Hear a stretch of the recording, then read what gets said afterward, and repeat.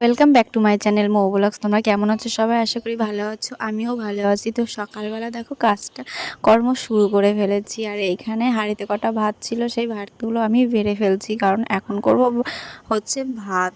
আর এই ভাত কটা হচ্ছে অল্প কটা ছিল পান্তা ভাত, তো সেইগুলো আমি হাঁড়ির থেকে বের করে রেখেছি।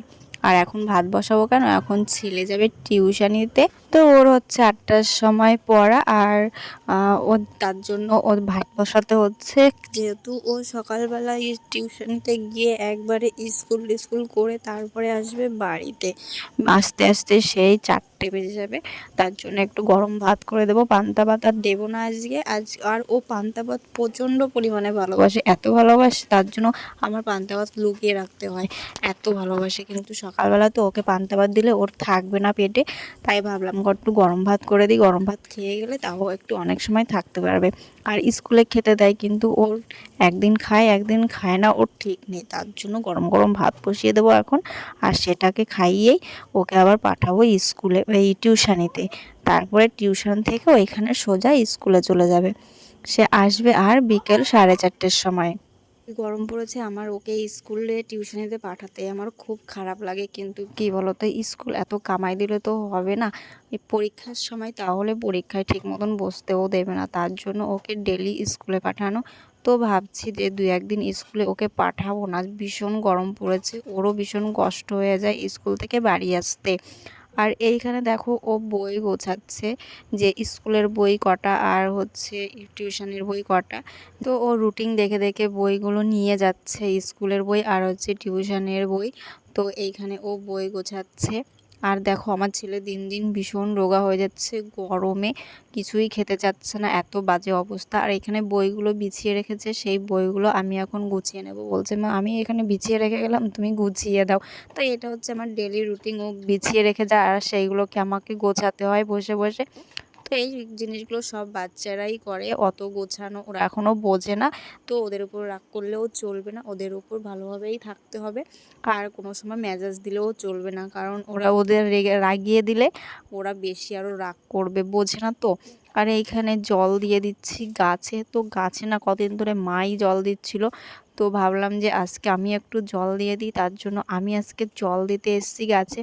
প্রচণ্ড পরিমাণে রোদ্দুর করছে, যতই জল দাও সঙ্গে সঙ্গে শুকিয়ে যাচ্ছে, আর গাছগুলোর অবস্থাও খারাপ হয়ে যাচ্ছে। মনে হচ্ছে একটু বৃষ্টি হলে গাছগুলো একটু শান্তি পেত, এমন একটা অবস্থা হয়ে গেছে, শুকিয়ে একবারে চারিপাশ পুরো কাঠ হয়ে যাচ্ছে, গাছগুলোর দিকে তাকানো যাচ্ছে না, এমন একটা অবস্থা হয়েছে। তো ভীষণই রৌদ্র পড়ছে, ভীষণই রৌদ্র। তো অনেকেই জানো যে কেমন রৌদ্র পড়ছে, অনেকেই বা কি সবাই যেন ভীষণ পরিমাণে রৌদ্র দিচ্ছে আর গরম দিচ্ছে। এখন দেখি গাছগুলোয় প্রত্যেক দিনই জল দিয়ে দিতে হবে, জল না দিলে হবে না, নাহলে গাছগুলোর অবস্থাও ভীষণ খারাপ হয়ে যাবে। গাছগুলোরও ভীষণ কষ্ট যে একটু জল পাওয়ার জন্য, তাই ওদেরকেও একটু জল দিয়ে রাখতে হবে। তো সব জিনিসেরই তো সব কিছুর দরকার আছে, যেমন রোদ্দুরের দরকার তেমন জলের দরকার, তা না হলে ওরাই বা খাদ্যটা তৈরি করবে কিভাবে, তাই না? তো এই পাশে কটা ফুল গাছ ছিল, তো আমি প্রতিটা গাছেই জল দিয়ে দেবো। মা লাগিয়েছে বাড়িতে ভেন্ডি গাছ, বেগুন গাছ। তো ভেন্ডি গাছগুলো তোমাদের দেখানো হয়নি, ভেন্ডি গাছগুলো কিন্তু খুব সুন্দর হয়েছে। আর আমাদের গাছে কিন্তু এখন লঙ্কা গাছে অনেকগুলো লঙ্কা হয়েছে আবারও। আগের ভিডিওতে তোমাদের দেখিয়েছিলাম যে গাছটায় লঙ্কা হয়েছে, সেই গাছটার লঙ্কা তো আমরা খেয়ে ফেলেছি সব, আবার ওই গাছটাইতেই আবার খুব সুন্দর লঙ্কা হয়েছে। তো চলো তোমাদের নেক্সট ভিডিওতে সেইগুলোও দেখিয়ে দেবো, তো দেখলেই বুঝতে পারবে যে কত সুন্দর লঙ্কা হয়েছে। আর আমাদের ছোট্ট একটা আম গাছে আমের মুকুলও এসছে। তো এটা হচ্ছে 12 মাসি আম, কিন্তু এখনও আম হয় নাই, শুধু মুকুলই হয়ে যায়, মানে আমের বলি হয়ে যায়। তো আম কিন্তু এখনও দাঁড়ায়নি। বড় যে গাছে আম হয়েছে, যে কত মুকুল হয়েছিল সেটাও তোমরা দেখেছো। তো আমের বোল যেটা সেটা হয়েছিল। তো সেই গাছে কটা আম হয়েছে সেটাও তোমাদের দেখাবো নেক্সট ভিডিওতে। তো এইখানে তারপরে চলে এসেছি হচ্ছে আমার ঘরের ডাইনিংয়ের চেয়ার, ডাইনিং সবগুলো মুছতে। তো এইগুলো ধুলো পড়েছিল হালকা, অতটা বেশি পড়েনি। তো ভাবলাম যখন হালকা আছে তখন মুছে নিই, বেশি পড়লে আবার বেশি সময় লাগবে আমার এইগুলো মুছতে, তার জন্য আমি এইগুলো মুছে নিচ্ছি। তো আমার প্রত্যেক দিনই জানো সব কিছুই একটু করে মুছতে হয়, না হলে চারিদিকে ঘর বাড়ির দিকে আর তাকানো যাবে না, এমন একটা অবস্থা। যেহেতু রাস্তার কাছে বাড়ি, আর রাস্তাটাও এমন হয়েছে, বিচ্ছিরি একটা রাস্তা হয়ে গেছে, চারিদিকে খোয়া টোয়া সব উঠে একেবারে ধুলো ধুলো হয়ে গেছে, আর সেই ধুলোগুলো বাড়ির মধ্যে পুরো ঢুকে যাচ্ছে।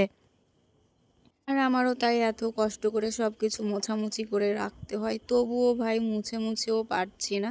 এত যত্ন সহকারে সব কিছু করি, তারপরেও আবার সেই ধুলো ধুলো হয়ে যায়। আর তারপরে দেখো আমি প্রতিটা ঘর ঝাড় দিয়ে নিলাম, যেহেতু যে ডাইনিংটা মুছেছি আর সেগুলো একটু ধুলো ধুলো হয়ে গেছে, তাই ভাবলাম পুরো ঘরটাই একটু ঝাড় দিয়ে নিই। যেহেতু আজকের ঘর মোছা হয়নি, যেহেতু ডাইনিংটা মুছতে এসেছি, তার জন্য আর পারলাম না। বেলা হয়ে গেল, রান্নার সময় হয়ে গেছে, আবার এখনও সকাল পর্যন্ত খাওয়া দাওয়াও হয়নি। তার জন্য ভাবলাম যে আজকে আর ঘর মুছবো না, একবারে ঘরটা ঝাড় দিয়ে নিই, তাহলেও হয়ে যাবে। তার জন্য ভাবলাম যে যাক, আজকে ঘরটা তো মোছা লাগলো না, একটা কাজ তো অন্তত কমলো। তারপরে ছেলেকে বললাম যে সে একটু ভিডিও বানিয়ে দিতে, তাই ছেলে একটু ভিডিও বানিয়ে দিল। তারপরে এইখানে এসেছি আবার রান্না করতে। তো রান্না করতে করতে আমার অবস্থা দেখো, ভীষণ খারাপ অবস্থা। এইখানে দেখো আমার ছেলের অবস্থা, এত সকালে তাড়াহুড়ো করে রান্না করলাম আর ছেলে লাস্টে স্কুলেই গেল না, শুধু টিউশনিটাই পড়লো। এখন রান্না টান্না করা হয়ে গেছে, তারপরে বলছে যে মা আমি আজকে আর টিউশনিতে যাচ্ছি, শুধু স্কুলে আর যাব না, আমার স্কুলে যেতে এই গরমে ভালো লাগছে না। তাই আমি আর জোর করলাম না, যে ওর যখন ভালো লাগছে না তাহলে ওর আজকে আর স্কুলে যাওয়া লাগবে না, তার জন্য আর স্কুলে পাঠাইনি। তো এখানে তোমরা দেখতেই পেলে আজকে আমি মাছ পাতায় দিয়েছি, আর হচ্ছে রান্না করেছি কুমড়ো দিয়ে ডাঁটা দিয়ে মাছের মাথা দিয়ে তরকারি। আর দেখো আমি ঘেমে টেমে আমার অবস্থা। আর হ্যাঁ, দিদিমার জন্য কিন্তু আলাদা পাতায় দেওয়া হয়েছে। আর এইখানে দেখো আমরা গাছ থেকে আম পাড়তে গেছিলাম, তো যে গাছের আমটা আমরা পেরেছি সেগুলো কিন্তু আগে আমাদেরই ছিল। তো পেছনে সেই গাছ আছে, তোমরা দেখতেই পারবে এক সময়, আমি অন্য ভিডিওতে দেখিয়ে দেব।